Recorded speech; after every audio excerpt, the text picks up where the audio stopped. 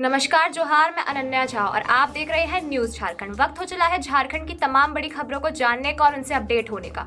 तो चलिए जानते हैं झारखंड की तमाम बड़ी खबरों को फटाफट अंदाज में। इससे पहले अगर आपने हमारे चैनल को सब्सक्राइब नहीं किया है तो हमारे चैनल को सब्सक्राइब करें, साथ ही बेल आइकन को प्रेस करें ताकि झारखंड से जुड़ी हर बड़ी अपडेट आप तक पहुंचती रहे। चलिए शुरुआत करते हैं झारखंड की सबसे बड़ी और महत्वपूर्ण खबर से। झारखंड में 1 जनवरी तक नहीं होंगे कोई भी राजकीय समारोह, आधा झुका रहेगा राष्ट्रीय ध्वज। भारत के पूर्व प्रधानमंत्री मनमोहन सिंह के निधन पर भारत सरकार ने 7 दिनों के राजकीय शोक की घोषणा की है। ऐसे में झारखंड में भी 26 दिसंबर से 1 जनवरी तक किसी भी प्रकार के राजकीय समारोह का आयोजन नहीं किया जाएगा। साथ ही राज्य के सभी भवनों जहां नियमित रूप से राष्ट्रीय ध्वज फहराए जाते हैं वो आधे झुके रहेंगे। इस संबंध में हेमंत सोरेन सरकार के संयुक्त सचिव ने पत्र जारी किया है। गुमला में दिल दहलाने वाली घटना, जलती चिता में बुजुर्ग को जिंदा जलाया। सदर थाना क्षेत्र के डुमरडी पंचायत के कोराम्बी गांव में दिल दहलाने वाली घटना सामने आई है। यहां जलती चिता में बुजुर्ग को जिंदा जला दिया गया। बताया जा रहा है कि आरोपियों का बुजुर्ग से पुराना विवाद था, जिस वजह से महिला के अंतिम संस्कार के दौरान शमशान घाट में बुजुर्ग को जलती चिता में फेंक दिया गया। घटना को लेकर मृतक के बेटे संदीप उराव ने आरोप लगाया कि बुजुर्ग महिला मंगरी उराव कुएं में नहाने गई थी। इसी दौरान पैर फिसलने से वो गिर गई और उनकी मौत हो गई। महिला के संस्कार में उनके पिता बुद्धेश्वर उराव भी शामिल हुए थे। इस दौरान मृतक महिला मंगरी उराव के भाई झड़ी उराव, उनके बेटे करमपाल उराव ने उनके पिता की पहले पिटाई कर दी, फिर जलती चिता में उन्हें फेंक दिया। मृतक बुद्धेश्वर उराव जब घर नहीं पहुंचे तो उनकी खोजबीन शुरू हुई। इसके बाद गांव के लोगों ने उनको पूरी घटना की जानकारी दी, जिसकी सूचना उन्होंने पुलिस को दी। जांच के लिए रांची से फॉरेंसिक टीम को बुलाया गया है। वहीं गुरुवार की सुबह आरोपी झड़ी उराव ने थाना में सरेंडर कर दिया। 28 को नहीं होगी मैया सम्मान योजना कार्यक्रम। नामकुम के कुटियाती चौक स्थित आर्मी मैदान में 28 दिसंबर को मुख्यमंत्री मैया सम्मान का कार्यक्रम आयोजन होना था, लेकिन इस प्रस्तावित कार्यक्रम को फिलहाल स्थगित कर दिया गया है। कार्यक्रम की अगली तिथि जल्द जारी की जाएगी। इस बात की जानकारी रांची डीसी ने बता दें कि भारत के पूर्व पीएम मनमोहन सिंह के निधन पर भारत सरकार ने 7 दिनों के राजकीय शोक की घोषणा की है। ऐसे में झारखंड में 26 दिसंबर से 1 जनवरी तक किसी भी प्रकार के राजकीय समारोह का आयोजन नहीं किया जाएगा। इसीलिए मैया सम्मान कार्यक्रम को फिलहाल स्थगित कर दिया गया है। राजकीय शोक के बाद किसी भी दिन कार्यक्रम आयोजित किया जा सकता है। कल होगा पूर्व प्रधानमंत्री मनमोहन सिंह का अंतिम संस्कार। कांग्रेस मुख्यालय में 2 घंटे दर्शन के लिए रखा जाएगा पार्थिव शरीर। पूर्व प्रधानमंत्री मनमोहन सिंह का अंतिम संस्कार कल यानी शनिवार को राजघाट के पास किया जाएगा। उनका अंतिम संस्कार राज्य के सम्मान के साथ किया जाएगा।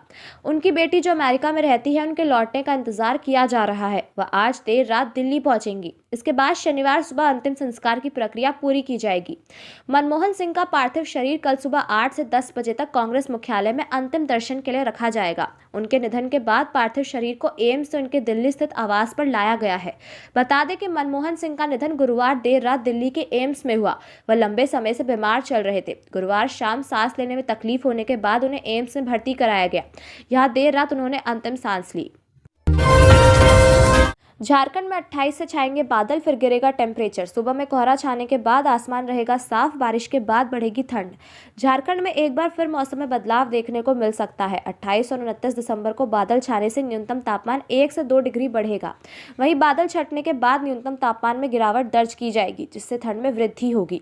मौसम विभाग के अनुसार पाकिस्तान के रास्ते एक पश्चिमी विक्षोभ आ रहा है। इसका असर झारखंड के कुछ हिस्सों में हो सकता है।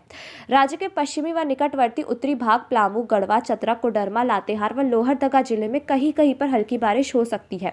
वहीं 29 दिसंबर को भी राज्य में आंशिक बादल छाए रहेंगे और हल्की बारिश होने की संभावना है।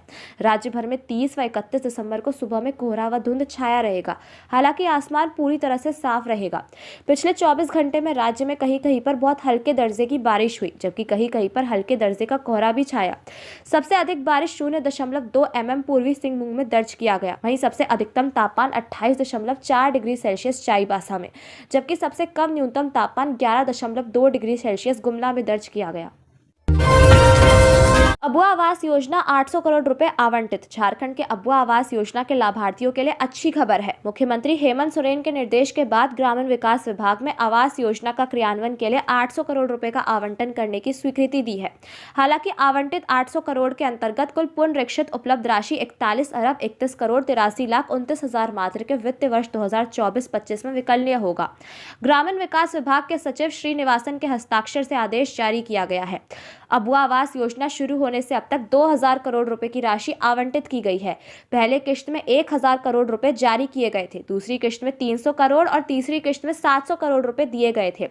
अब चौथी किश्त में 800 करोड़ रुपए जारी कर दिए गए हैं, यानी अब तक 2800 करोड़ रुपए अव्वा आवास योजना से जारी किया गया है। इस योजना में अब तक 28% आवास पर काम शुरू हो गया है। ट्रक की चपेट में आने से डीएसपी-एमयू के छात्रा की मौत, 2 घायल। रांची टाटा मुख्य मार्ग प्लांडू में एक हाईवा ट्रक की चपेट में स्कूटी सवार आ गया। मौके पर ही युवक की मौत हो गई, वहीं 2 युवतियां घायल हो गई। बताया जा रहा है कि स्कूटी पर एक युवक और 2 युवतियां सवार थी। स्कूटी सवार रामपुर के सिद्रौल की ओर जा रहे थे, वहीं हाईवा ट्रक सिद्रौल से रामपुर की ओर जा रहा था। इसी दौरान यह घटना घटी। सूचना पाते ही पुलिस घटनास्थल पर पहुंची और दोनों घायल युवती को इलाज के लिए रिम्स भेजा। दोनों की स्थिति गंभीर बताई जा रही है। मृत युवक माही कौशल खलको करम टोली का रहने वाला था। वहीं श्यामा प्रसाद मुखर्जी यूनिवर्सिटी में बीए फर्स्ट ईयर का छात्र था।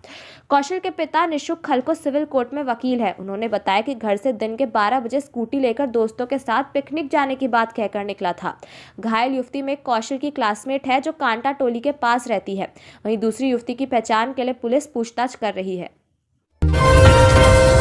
पश्चिम बंगाल की तर्ज पर झारखंड में होगी जनजातीय व क्षेत्रीय भाषा की पढ़ाई। रांची झारखंड में पश्चिम बंगाल की तर्ज पर जनजातीय और क्षेत्रीय भाषा की पढ़ाई शुरू की जाएगी।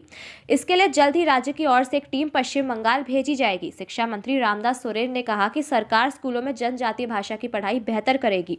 प्राथमिक कक्षा से इसकी पढ़ाई शुरू की जाएगी। जनजातीय व क्षेत्रीय भाषा की पढ़ाई स्कूल से लेकर विश्वविद्यालय तक सुदृढ़ की जाएगी। इस मामले को लेकर शिक्षा मंत्री रामदास सोरेन मंगलवार को मुख्यमंत्री हेमंत सोरेन से मिले। शिक्षा मंत्री ने संबंध में अपने प्रस्ताव की जानकारी मुख्यमंत्री को दी। उन्होंने बताया कि मुख्यमंत्री ने संबंध में आगे की प्रक्रिया शुरू करने की सहमति दी है। अब स्कूली शिक्षा एवं साक्षरता विभाग की एक टीम जनवरी के पहले सप्ताह में पश्चिम बंगाल जाएगी। टीम में जनजातीय व क्षेत्रीय भाषा की शिक्षाविद के अलावा विभाग के पदाधिकारी शामिल रहेंगे। टीम पश्चिम बंगाल के स्कूलों में हो रहे जनजातीय व क्षेत्रीय भाषा की पढ़ाई की जानकारी लेगी। विद्यालय में शिक्षकों की नियुक्ति से लेकर पाठ्यक्रम तक की जानकारी लेने के बाद रिपोर्ट तैयार की जाएगी। महिलाओं के खाते में जाने शुरू हो गए मैया सम्मान योजना के पैसे। झारखंड सरकार की मुख्यमंत्री मैया सम्मान योजना के तहत लाभुकों के खाते में 2500 रुपए की बढ़ी हुई राशि भेजी जा रही है। 28 दिसंबर को नामकुम के कार्यक्रम के दौरान मुख्यमंत्री हेमंत सोरेन 5 लाभुक महिलाओं के खाते में सामूहिक रूप से राशि ट्रांसफर करेंगे। समाज कल्याण विभाग ने इस योजना के लिए 5225 करोड़ रुपए जिलों को आवंटित किए थे। 27 दिसंबर को रांची और अन्य जिलों में भी राशि ट्रांसफर का काम जारी रहेगा। राज्य सरकार ने 28 दिसंबर तक 55.60 लाख लाभुकों के खाते में राशि पहुंचाने का निर्देश दिया है। बता दें कि वित्त वर्ष 2024-25 के अनुपूरक बजट में इस योजना के लिए 6390.55 करोड़ रुपए का प्रावधान किया गया है। सरकार का उद्देश्य है कि सभी पात्र लाभुकों को समय पर योजना का लाभ मिले। राज्यपाल संतोष गंगवार, सीएम हेमंत सोरेन, बाबूलाल मरांडी और चंपाई सोरेन ने पूर्व प्रधानमंत्री मनमोहन सिंह के निधन पर जताया शोक। पूर्व प्रधानमंत्री डॉक्टर मनमोहन सिंह का 92 वर्ष की आयु में निधन हो गया। कल उन्होंने दिल्ली एम्स में आखिरी सांस ली। उनकी मौत से पूरा देश शोक में डूबा हुआ है। मनमोहन सिंह के निधन की जानकारी मिलने के बाद राज्यपाल संतोष गंगवार, मुख्यमंत्री हेमंत सोरेन, बीजेपी प्रदेश अध्यक्ष बाबूलाल मरांडी और सरायकेला विधायक चंपाई सोरेन ने शोक जताया है। राज्यपाल संतोष गंगवार ने कहा है कि देश के पूर्व प्रधानमंत्री डॉक्टर मनमोहन सिंह जी के निधन का समाचार अत्यंत दुखद है। भारतीय रिजर्व बैंक के गवर्नर, वित्त मंत्री और प्रधानमंत्री के रूप में उनका योगदान हमेशा स्मरणीय रहेगा। इस दुख की घड़ी में मैं उनके परिवारजनों के प्रति गहरी संवेदनाएं प्रकट करता हूं। मुख्यमंत्री हेमंत सोरेन ने कहा, आज देश ने अपना एक महान लाल खो दिया। देश के पूर्व प्रधानमंत्री और विश्वविख्यात अर्थशास्त्री आदरणीय श्री मनमोहन सिंह जी के निधन का समाचार अत्यंत दुखदायी है। विकासशील राजनीति और गवर्नेंस के पुरोधा आदरणीय मनमोहन सिंह जी के निस्वार्थ भाव के साथ देश और देशवासियों की सेवा में अपना पूरा जीवन लगा दिया था। आज मनमोहन सिंह जी हमारे बीच नहीं है, मगर उनके आदर्श और विचार हमें हमेशा प्रेरणा देते रहेंगे। मरांग गुरु दिवंगत आत्मा को शांति प्रदान कर शोकाकुल परिवार समेत देशवासियों को दुख की यह विकट घड़ी सहन करने की शक्ति और साहस दे। रघुवर दास नए साल में लेंगे भाजपा की सदस्यता। कहा, पार्टी ही मेरी भूमिका तय करेगी, जो जिम्मेवारी मिलेगी उसे निभाऊंगा। ओडिशा के राज्यपाल पद से इस्तीफा देने के बाद रघुवर दास विशेष विमान से रांची पहुंचे। एयरपोर्ट पर भाजपा के नेताओं कार्यकर्ताओं ने उनका स्वागत किया। ओडिशा के नए राज्यपाल हरि बाबू कंभमक्ति 2 जनवरी को भुवनेश्वर पहुंचकर राज्यपाल का कार्यभार संभालेंगे। ऐसे में हरि बाबू के पदभार ग्रहण करने तक रघुवर दास ही तकनीकी रूप से ओडिशा के राज्यपाल है। इसीलिए वे शुक्रवार को भाजपा में शामिल नहीं होंगे, बल्कि नए साल के पहले सप्ताह में पार्टी की सदस्यता ग्रहण करेंगे। रघुवर दास ने कहा कि भाजपा ही ऐसी पार्टी है जिसमें कोई भी भी समर्पित कार्यकर्ता शीर्ष तक पहुंच सकता है। ओडिशा के राज्यपाल पद से विदाई लेकर भुवनेश्वर से रांची पहुंचकर रघुवर दास ने कहा कि अंग्रेजों के समय से गवर्नर को लाट साहेब माना जा रहा है। मैंने यह परंपरा तोड़ी है। अपने कार्यकाल में 14 महीने तक लगातार ओडिशा का राजभवन को आम जनता के लिए खोल कर रखा था। आजाद भारत में राज्यपाल लाट साहब नहीं होता, वह भी जनता का प्रतिनिधि है। गुरुवार को भी रघुवर दास ने पुराने बयान को दोहराते हुए कहा कि पार्टी ही मेरी भूमिका तय करेगी, जो भी जिम्मेवारी मिलेगी उसका निर्वहन करूंगा। धनबाद में इस्पात फैक्ट्री में लगी आग, फायर ब्रिगेड की 2 गाड़ियों ने पाया काबू। ट्रांसफार्मर में लगी आग से हुआ हादसा। धनबाद स्थित गोविंदपुर क्षेत्र के आमाघटा में पार्थ इस्पात प्राइवेट लिमिटेड में सुबह आग लगने के बाद अफरा तफरी मच गई। कर्मियों द्वारा घटना की सूचना फायर ब्रिगेड को दी गई। 2 दमकल वाहन के जरिए करीब 2 घंटे बाद आग पर काबू पाया जा सका। इधर आग पर काबू पाने तक फैक्ट्री में काफी नुकसान हो चुका था। वहीं मजदूरों का कहना है कि ट्रांसफार्मर में आग लगने की वजह से फैक्ट्री में भी आग लग गई। आग लगने की घटना के कारण कितने का नुकसान हुआ है यह अभी नहीं कहा जा सकता है। फायर ब्रिगेड के अधिकारी ने बताया कि ट्रांसफार्मर में आग लगी थी, इस कारण आग बुझाने में काफी कठिनाइयों का सामना करना पड़ा। उन्होंने कहा कि ट्रांसफार्मर के तेल में आग पकड़ लिया था। तेल की आग बुझाने में काफी दिक्कत हुई। 2 दमकल वाहनों का उपयोग किया गया। उन्होंने कहा कि आग भयावह भी हो सकती थी, लेकिन समय से आग पर काबू पा लिया गया। इस कारण कोई बड़ी घटना नहीं हुई है। प्लामो की बेटी को दिल्ली में मिला बड़ा सम्मान। Best makeup artist of the year के पुरस्कार से नवाजा गया। प्लामो के मेदिनी नगर शहर में बाईपास रोड पर स्थित आबादगंज की रहने वाली कल्पना सिंह को नई दिल्ली में best makeup artist of the year 2024 से सम्मानित किया गया। यह पुरस्कार झारखंड स्तर के लिए मिला है। देश की राजधानी दिल्ली के 5 स्टार होटल रेडिसन ब्लो में आयोजित समारोह में बॉलीवुड की प्रसिद्ध अभिनेत्री भाग्यश्री ने सम्मानित किया है। कार्यक्रम का आयोजन डीके पेजेंट द्वारा किया गया है, जिसमें देश भर के दिग्गज मेकअप आर्टिस्टों ने हिस्सा लिया था। कल्पना सिंह ने बताया कि अपनी मेहनत और रचनात्मकता के बल पर इस मुकाम पर पहुंची है। यह सम्मान झारखंड के युवाओं के लिए प्रेरित करेगा। उन्होंने यह भी कहा कि दृढ़ संकल्प और मेहनत से कोई भी ऊंचाई हासिल की जा सकती है। ग्रीन वैली के रूप में विकसित होगा Tilaiya dam. Solar power plant जल्द बनकर होगा तैयार। 171 मेगावाट बिजली का होगा प्रोडक्शन। कोडरमा का तिलैया डैम वैसे तो अपनी खूबसूरती को लेकर काफी प्रसिद्ध है। अब यहाँ फ्लोटिंग सोलर प्लांट लग जाने के बाद इसकी प्रसिद्धि और बढ़ जाएगी। टीपीएस द्वारा तिलैया डैम में 155 मेगावाट का फ्लोटिंग सोलर पैनल स्थापित किया जाना है। इसकी तैयारी जोरों पर है। केटीपीएस के एचओपी या मुख्य अभियंता मनोज ठाकुर ने बताया कि केटीपीएस द्वारा कोडरमा में सोलर एनर्जी के रूप में कुल 171 मेगावाट बिजली का उत्पादन किया जाना है। इसमें 10 मेगावाट बिजली का उत्पादन केटीपीएस के अंदर किया जा रहा है, जबकि 6 मेगावाट बिजली का उत्पादन केटीपीएस के अंदर स्थित तालाब में फ्लोटिंग सोलर प्लांट के जरिए जनवरी माह से शुरू हो जाएगा। वहीं तिलैया डैम में 155 मेगावाट का फ्लोटिंग सोलर प्लांट का कार्य जल्द ही प्रारंभ होने वाला है, जिसे डीवीएस व एनटीपीसी के संयुक्त तत्वाधान में ग्रीन वैली कॉर्पोरेशन के रूप में विकसित किया जाना है। उन्होंने बताया कि झारखंड का सबसे बड़ा सोलर प्लांट होगा। योजनाओं को लेकर भ्रम फैलाने की कोशिश। गिरिडीह में मंत्री ने की कार्यों की समीक्षा। झारखंड सरकार में ग्रामीण विकास एवं पंचायती राज मंत्री दीपिका पांडे सिंह ने कहा कि मैया समान योजना को लेकर विपक्ष भ्रम फैलाने की कोशिश करने में जुटा है। विपक्ष की यह कोशिश नाकाम रही है। जिन नियमानुसार महिला को सम्मान राशि मिली है उन्हें मिलेगी ही। अगर कोई सरकारी नौकरी में है और लाभ ले रहा है जो नियम के विपरीत है तो बात अलग है। इसके अलावा जो क्राइटेरिया निर्धारित है उसी के अनुसार लाभुकों को लाभ मिलेगा। विपक्ष सिर्फ दुष्प्रचार में लगा है।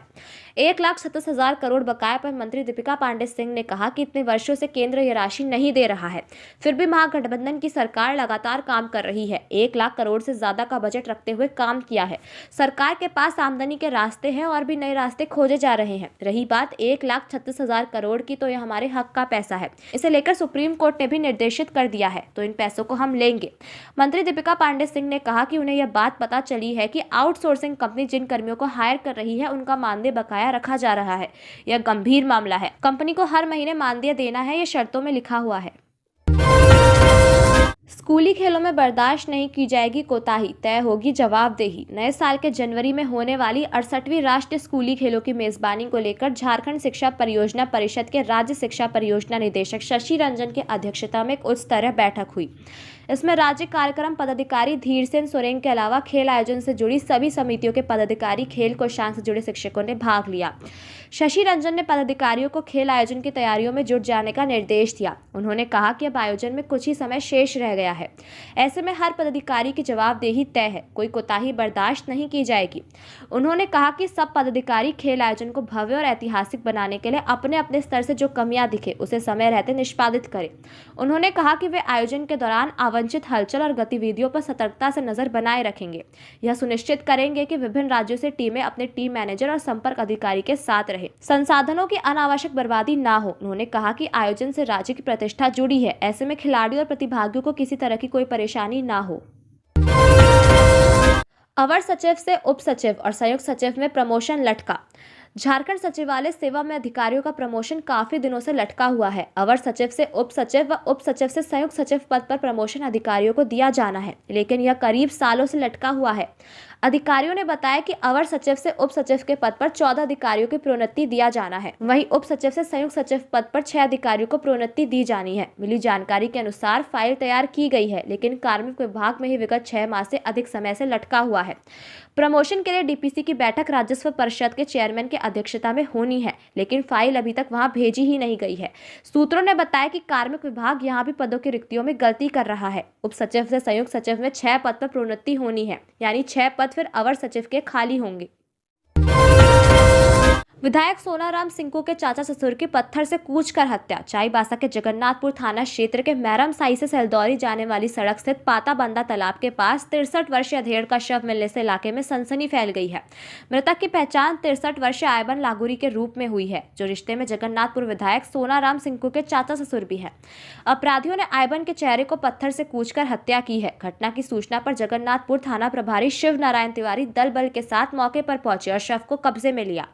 हत्या मामले में पुलिस जांच कर रही है। परिजनों के अनुसार बुधवार को आयबन अपने रिश्तेदार के घर ओडिशा क्रियाकर्म में गए हुए थे। देर रात वापस आने के क्रम में जगन्नाथपुर थाना क्षेत्र के हमसदा गांव के पाताबंदा तालाब के पास अज्ञात व्यक्ति के संग हाथापाई हुई है। घटनास्थल से कुछ ही दूर पर घसीटने के निशान भी है। गुरुवार को तालाब में नहाने गए युवकों ने आयबन लागुरी के शव को देखा, जिसके बाद जगन्नाथपुर तथा जेटैया थाना को इसकी जानकारी दी। घटनास्थल पर ही शव पड़ा था। उससे सटे करीब 8 से 10 किलो का पत्थर भी रखा हुआ था। जल्द खत्म हो सकता है पूजा सिंघल का सस्पेंशन, कानूनी पहलुओं पर किया जा रहा विचार। करीब 28 माह बाद जेल की सलाखों से छूटकर आई राज्य के वरीय आईएएस अधिकारी पूजा सिंघल के निलंबन जल्द खत्म हो सकता है। इसके लिए कानूनी पहलुओं पर विचार किया जा रहा है। जानकारी के मुताबिक पूजा सिंघल का निलंबन खत्म करने के लिए कानूनी जानकारों से राय ली जा रही है। कानूनी बिंदुओं पर राय मिलने के बाद उनका निलंबन खत्म हो जाएगा, जिसके बाद उन्हें बड़ी जिम्मेदारी दी जा सकती है। बता दें कि पूजा सिंघल को इसी महीने की 7 तारीख को बीएनएस कानून के तहत जेल से रिहा किया गया है। हालांकि वह अभी भी मनी लॉन्ड्रिंग केस में अभियुक्त है, लेकिन कानूनी प्रावधानों के अनुसार जेल से बाहर रहने के दौरान उनका सस्पेंशन खत्म किया जा सकता है। लातेहार में वार्ड सदस्य की निर्मम हत्या, उग्रवादियों ने ली जिम्मेदारी। बीती रात लातेहार जिले के सदर थाना क्षेत्र के उलगाड़ा गांव के रहने वाले वार्ड सदस्य बाल गोविंद साव की हत्या उग्रवादियों ने कर दी। बाल गोविंद साव उलगाड़ा गांव में औरंगा नदी पर बन रहे पुल निर्माण कार्य में मुंशी का काम करते थे। बताया जा रहा है कि हत्या लेवी के लिए की गई है। घटना को लेकर बताया जा रहा है कि पुल निर्माण कार्य के साइडिंग पर बीती रात बाल गोविंद तथा एक अन्य मुंशी रुककर बातचीत कर रहे थे। इस दौरान लगभग 8 की संख्या में झारखंड संघर्ष जन मुक्ति मोर्चा के उग्रवादी पहुंचे और मुंशी बाल गोविंद को पकड़कर अपने साथ नदी किनारे ले गए। उग्रवादियों ने वहां बाल गोविंद साहब की जमकर पिटाई की। उसके बाद धारदार हथियार से मारकर उसकी हत्या कर दी। उग्रवादियों ने घटनास्थल पर प्रदीप सिंह के नाम से एक पर्चा भी फेंका है और घटना की जिम्मेदारी ली है। पर्चा में साफ साफ लिखा हुआ है कि ठेकेदार की गलती के कारण मुंशी की हत्या की गई है।